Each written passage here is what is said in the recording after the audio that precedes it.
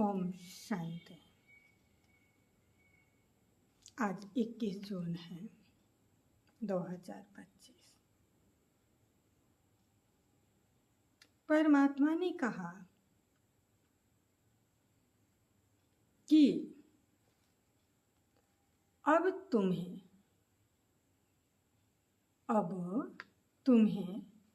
स्मृति आई है कि हमने ही 84 जन्म लिए हैं। किसी दूसरे ने नहीं लिया, हमने ही 84 जन्म लिए हैं। अब हमें अपने घर, हमारा घर कहाँ है? शांति धाम, सुख धाम।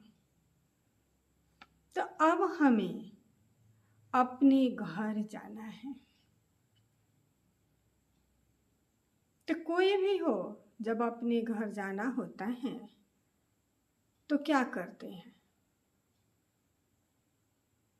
तैयारी करते हैं। जब तैयारी करेंगे तभी तो जाएंगे।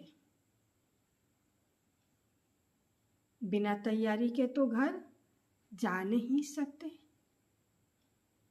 तो झुरमुई झुगमुई अनि लड़ाई झगड़े में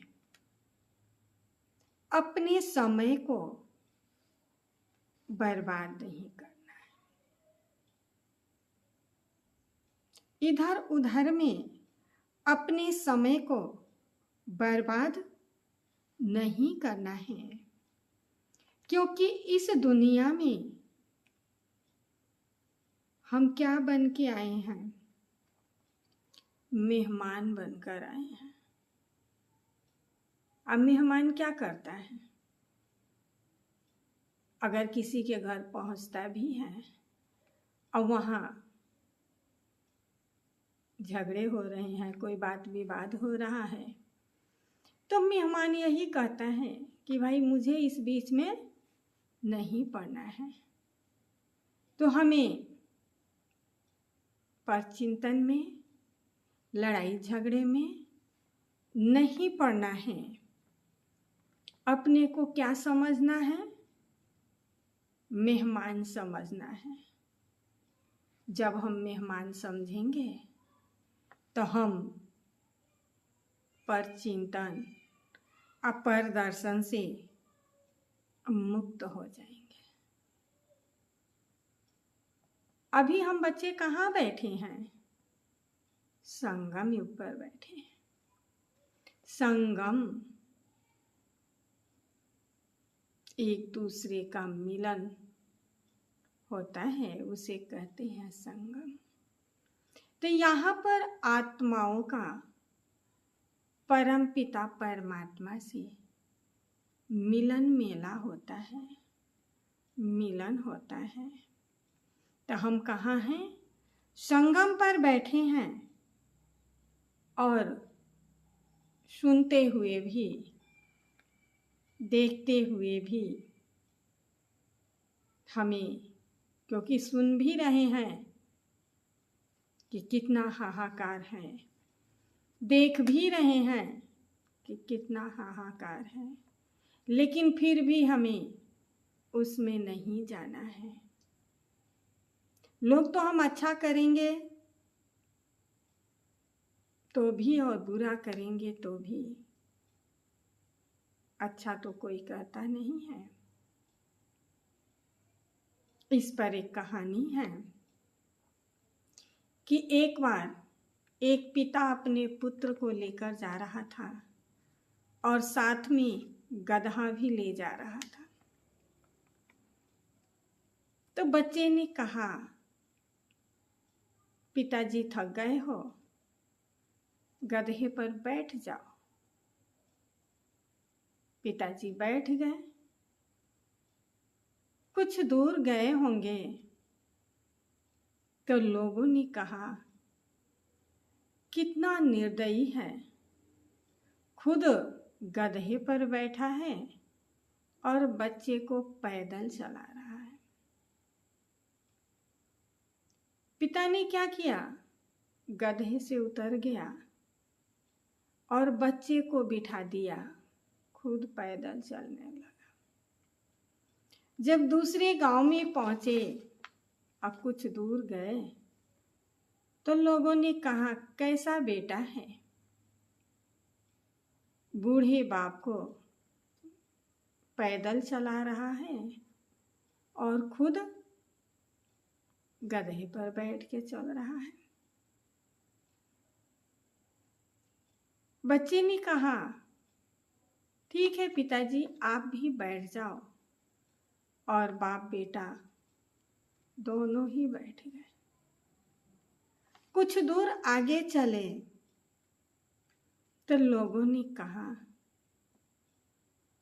कि कितने निर्दयी हैं, बेचारे गधे को मार डालेंगे। दोनों के दोनों बैठे। फिर पिता पुत्र ने विचार किया कि क्यों न गधे को ही हम सर पे उठा लें, और दोनों मिलके गधे को सर पे उठा लिए और आगे चलने लगे। जब कुछ आगे गए तो लोगों ने कहा, इनके ऐसा मूर्ख तो कोई है नहीं कि सवारी को सर पे उठा रखे हैं और खुद पैदल चल रहे हैं।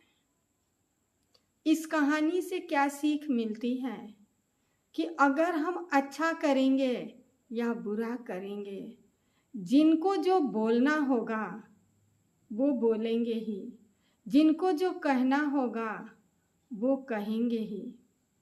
लेकिन हमें देखना है कि क्या सही है और क्या गलत है। स्वयं को पापों से बचाना है। तो अगर स्वयं को पापों से बचाना है तो तैयारी भी तो हमें ही करनी है, पुरुषार्थ भी तो हमें ही करना है। अपने अंदर के देह अभिमान को, अपने अंदर के अहंकार को हमें ही निकालना है। इस दुनिया में रहना है, लेकिन हमेशा यही याद रखना है कि हम मेहमान हैं। कब हमारा बुलावा आ जाएगा और कब हमें जाना पड़ेगा। 5 विकार जो है इंसान में जिन मिसल प्रवेश किया हुआ है। जैसे जिन है ना, उसको काम नहीं दो तो काम मांगता रहता है। ऐसे ही 5 विकार भी हर एक में प्रवेश किया हुआ है। लेकिन जब हम अपनी बुद्धि को एकदम बिजी रखते हैं, परमात्मा की याद में रखते हैं, तो माया वार नहीं करती है। जैसे कि कहा गया है कि जब तक कर्ण के पास कवच कुंडल था, तब तक उसे कोई परास्त नहीं कर पाया। ऐसे ही जब तक हमारे पास परमात्मा की छत्र छाया है, हम परमात्मा की याद में हैं, माया हमें परास्त नहीं कर सकते। क्यों? क्योंकि कहा गया है, जिसका साथी है भगवान, क्या कर लेगा आंधी और तूफान। हमें निरंतर खुशी में रहना है, बाबा की याद में रहना है, मौलाई मस्ती में रहना है, ईश्वरीय नशे में रहना है। यही समझना है कि हमारे जैसा खुश नसीब कोई नहीं है। हम सबसे ज़्यादा खुश नसीब हैं, क्योंकि पूरे विश्व में परमात्मा ने हमें चुना है। विश्व का पिता, जिसको सारा विश्व कहता है, परमात्मा मेरा पिता है। वो पिता हमें चुना है, तो हमसे ज़्यादा खुश नसीब और कौन हो सकता है? कोई भी नहीं हो सकता। इसलिए हमें इस स्मृति में रहना है कि मैं कौन हूँ? निरंतर खुश नसीब आत्मा हूँ। मैं एक खुश नसीब आत्मा हूँ।